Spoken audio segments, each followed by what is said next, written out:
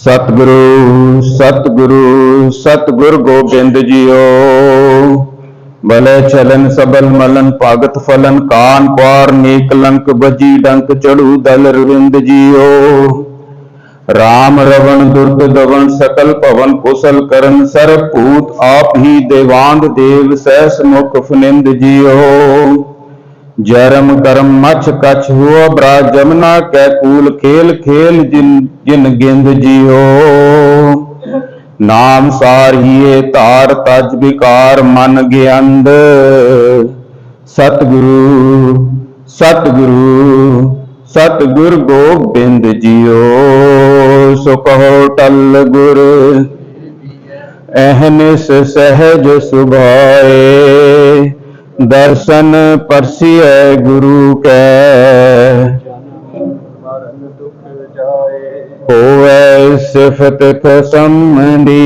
नूर अरसों कुरसों चतिए तुद डिठे सच्चे पातशाह। मल जन्म जन्म दी सज्जन सच्चा पातशाह।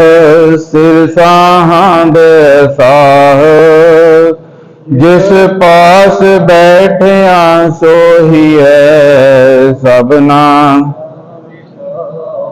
जिस पास बैठिया सोही है सबना दावेश। सतनाम श्री वाहिगुरु साहिब जी। राग सोरठ बाणी भगत रविदास जी की। एक ओंकार सतगुर प्रसाद। जब हम होते तब तू नहीं, अब तू ही मैं नहीं। अनल अगम जैसे लहर में ओदद, जल केवल जल माही। जब हम होते तब तू नहीं, अब तू ही मैं नहीं। अनल अगम जैसे लहर में ओदद, जल केवल जल माही। माधवे क्या कहिए प्रम ऐसा, जैसा मानिए होए न तैसा रहाओ। नरपत एक सिंहासन सोया, सुपने पया भिखारी। अछत राज बिछरत दुख पाया, सोगत भई हमारी। राज पयंग प्रसंग जैसे है, अब कछ मरण जनाया। कनक कटक जैसे फूल पड़े, अब कहते कहन ना आया। सर्वे एक अनेक स्वामी, सब कट पुगवै सोई। कह रविदास हाथ पैर नेरे, सहजे होए सोई। सर्वे एक अनेक स्वामी, सब कट पुगवै सोई। कह रविदास हाथ पैर नेरे, सहजे होए सोई। वाहिगुरु जी का खालसा, वाहिगुरु जी की फतेह। अज दा पावन पवित्र मुखवाक सत्कारयोग भगत रविदास जी के मुखार बिंद तो उचारिया। साहब सच्चे पातशाह श्री गुरु ग्रंथ साहिब जी के पावन अंग 657 658 दे ते सुभायमान है। सोरठ राग दे विच ये शब्द अंकित है। मंगल कीता साहब श्री गुरु अर्जन पातशाह जी ने एक ओंकार सतगुर प्रसाद है। पातशाह कहने वो कालपुर परमेश्वर एक है, उही सब नूं जन्म देने वाला, उही पालनहारा है और उही लैता करनहारा है। लेकिन उस दे नाल जो सुमेल है उस सच्चे गुरु दे कृपा दे नाल ही संभव है। भगत जी शुरुआत करते हैं, जब हम होते तब तू नाही, अब तू ही मैं नाही। एक बड़ी कमाल की चीज है जी साहब, श्री गुरु ग्रंथ साहिब दे विच जितने भी भगतां दी बाणी है ना, सारे भगतां ने मोहर लाई है कि मैं रब हो गया। राम कबीरा एक भय है कोई न सके पहचानी, नामे को बीठल कैसा जैसे दर्पण में बदन परवानी। इसी तरह भगत जी कहते ने जब हम होते तब तू नाही, अब तू ही मैं नाही। कहते जदों मैं सोचता सी ना कि मैं इत्थे हैगा, उदों तू प्रतख नहीं सी, लेकिन हुण जदों तू आ गया ना मेरे अंदर प्रगट हो गया, ता हुण तू ही तू है, मैं रहा ही नहीं। अनल अगम जैसे लहर में उदद, जल केवल जल माही। जिवें समुंदर दे विच जदों तूफान आउंदा है तां लहरां उठदियां ने, वो लहरां की ने, लहरां कोई वक्त नहीं है ना, है तो पानी का ही स्वरूप ना, है तो पानी ही। सो इसे तरह परमेश्वर और मेरे विच भगत रविदास जी कहते ने कोई फर्क रह ही नहीं गया, इको ही चीज होया। माधवे क्या कही है भ्रम ऐसा, कहते हुण तक एक भ्रम, एक भुलेखा, एक तौखला बनया होया सी, जैसा मानिया होए न तैसा। जिवें सोच रहा सी मैं उवें नहीं है, जिवें मैं सोच रहा सी कि माया ही प्रमुख है, आले दुआले दा संसार प्रमुख है, उवें दी गल नहीं है।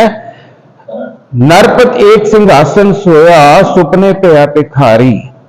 जिवें कहंदे एक राजे नूं सुपना आया कि वह भिखारी बन गया, अछत राज विचरत दुख पाया, सो गत भई हमारी।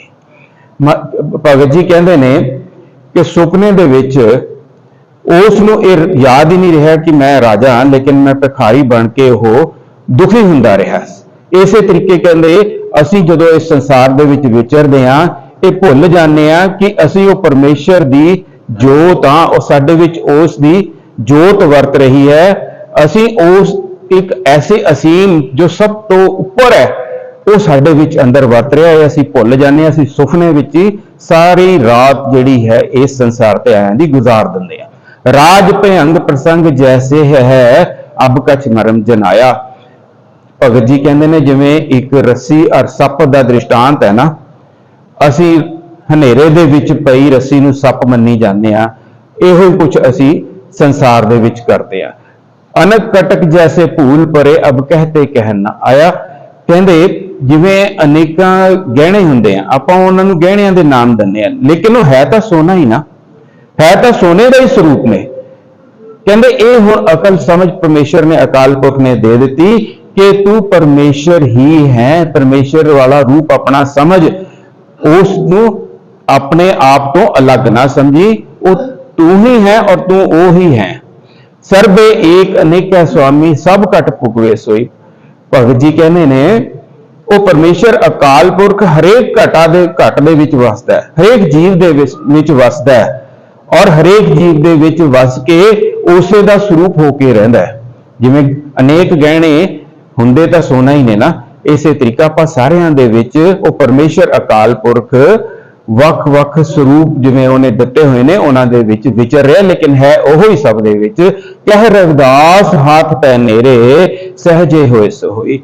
वो कहंदे साडे हत्थां पैरां तो भी नेड़े है, ये सच है जी। असीं जानते हैं ना साडे अंग पैर अखां नक साडे नेड़े ने, हथ नेड़े ने साडे ना, वो इस तो भी नेड़े है।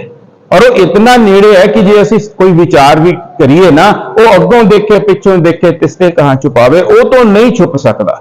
असीं अपने आप नूं भावें भुलेखे च पा लईए, लेकिन उस तो दूर कोई चीज नहीं हो सकती। लेकिन कहंदे उस परमेश्वर अकाल पुरख प्रतख तां हो सकता है, उस दे नाल मेल तां हो सकता है, सहजे होए सो होई। इत्थे सहज दा भाव सुते सिद्ध अपने आप, या ये कह लिए कि उस दी किरपा सदका ही हो सकता है, बिना उसकी कृपा तो उसका सुमेल वो प्राप्त नहीं हो सकता। भगत रविदास जी की इस अकीदे नूं लैके जिवें आपां अज कल अरदास की महत्ता, अरदास बारे भाई साहब तो सुन पढ़ रहे हैं, आपां भी अपने अरदास दे विच परमेश्वर के मिलाप नूं शामिल करिए जी। अनेकां प्रकार दी होईयां गलतियां भुलां बेअदबियां खिमा करनियां, फतेह प्रवान करो। वाहिगुरू जी का खालसा, वाहिगुरू जी की फतेह। एक ओंकार सतनाम करता पुरख निरभौ निर्वैर, अकाल मूरत अजूनी सैभं गुर प्रसाद जप। आद सच जुगाद सच है भी सच, नानक होसी भी सच। एक ओंकार सतनाम करता पुरख निरभਉ निर्वैर, अकाल मूरत अजूनी सैभं गुर प्रसाद जप। आद सच जुगाद सच है भी सच, नानक होसी भी सच। एक ओंकार सतनाम करता पुरख निरभਉ निर्वैर, अकाल मूरत अजूनी सैभं गुर प्रसाद जप। आद सच जुगाद सच है भी सच, नानक होसी भी सच। एक ओंकार सतनाम करता पुरख निरभਉ निर्वैर, अकाल मूरत आजूनी सैभं गुर प्रसाद जप। आद सच जुगाद सच है भी सच, नानक होसी भी सच। एक ओंकार सतनाम करता पुरख निरभਉ निर्वैर, अकाल मूरत आजूनी सैभं गुर प्रसाद जप। आद सच जुगाद सच है भी सच, नानक होसी भी सच। वाहिगुरु वाहिगुरु वाहिगुरु वाहिगुरु वाहिगुरु। वाहिगुरु जी का खालसा, वाहिगुरु जी की फतेह।